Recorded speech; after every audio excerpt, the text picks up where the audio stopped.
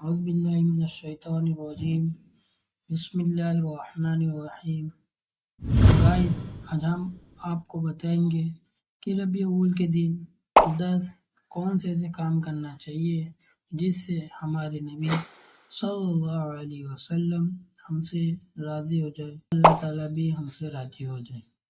सबसे पहले तो गाइस, हमें आप सल्लल्लाहु अलैहि वसल्लम पर कम से कम 1000 मरतबा दरूद शरीफ पढ़कर आप पर भेज दिया करें, क्योंकि एक हदीस में आप सल्लल्लाहु अलैहि वसल्लम ने इरशाद फरमाया कि जो कोई मुझ पर दरूद शरीफ पढ़कर भेजता है तो मेरे सिराने अल्लाह ताला ने एक फरिश्ता लगाया है। जो दरूद शरीफ पढ़कर भेजता है तो फरिश्ता बोलता है, फला शख्स का फला लड़का मुझ आप पर दरूद शरीफ भेजे हैं। तो आप और दूसरी बात, आप सल्लल्लाहु अलैहि वसल्लम ने फरमाया, नमाज मेरी आँखों की ठंडक है, इसलिए कि हमें नमाज नहीं छोड़ना चाहिए। कम से कम जब तक हमारी आँख खुली है, यानी सुबह 4 टाइम की नमाज, उसकी पाबंदी करना चाहिए।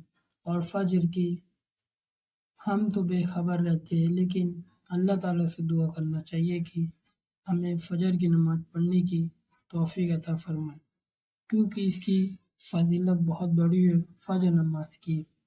इसलिए हमें फ़र्ज नमाज भी नहीं छोड़ना चाहिए। 5 वक्त की नमाज की पाबंदी करना चाहिए। जिंदगी से कोई हमारे हिंदू भाई को तकलीफ ना हो, हमारे इस रवैये से उनका डिसिप्लिन खराब ना हो। झंडे लेके जाए, रास्ते में दरूद शरीफ पढ़ते हुए जाए और ख़ास तौर से नमाज ना छोड़े। मुसलमान में ये बात बहुत कम हो गई है, तो कुरान शरीफ पढ़ना तो भूल ही गए। वो सब गाइस, कुरान शरीफ पढ़ना बहुत ज़रूरी है। कम से कम एक आयत दिन भर में पढ़ लिए तो भी काफ़ी है। इससे क्या होगा कि जो हमारे घर में बलाएँ आती है सब दूर हो जाएंगी और खैर व बरकत आना शुरू होगी इंशाअल्लाह। जब हम नमाज पढ़ेंगे, अल्लाह का हुक्म मानेंगे और आप सल्लल्लाहु अलैहि वसल्लम के सुन्नत के तरीके पर चलेंगे, वसल्लम की सुन्नत पर अमल करना चाहिए, जैसे कि खाना खाने की दुआ, पानी पीने की दुआ, उसकी सुन्नतें, मस्जिद में दाखिल होने की दुआ, मस्जिद से बाहर निकलने की दुआ, घर में दाखिल होने की दुआ, घर से बाहर निकलने की दुआ, सवारी पर सवार होने की दुआ। ऐसी सुन्नत भी एक इबादत है, इसलिए हमें सुन्नत पर अमल करने की तौफीक अता फरमाए। और एक बात ये भी है गाइस, उसमें जाते हैं उन्हें ये भी ख्याल रखना चाहिए कि नमाज वो छोड़े ना, और क्यों सुन्नत से ये सब सीखना है, सच्चा बनना है, सूदखोर नहीं करना है, सूद नहीं लेने, सूद नहीं देने, हमें नमाजें कायम करना है, कुरान शरीफ पढ़ना है और अल्लाह ताला की इबादत करना है।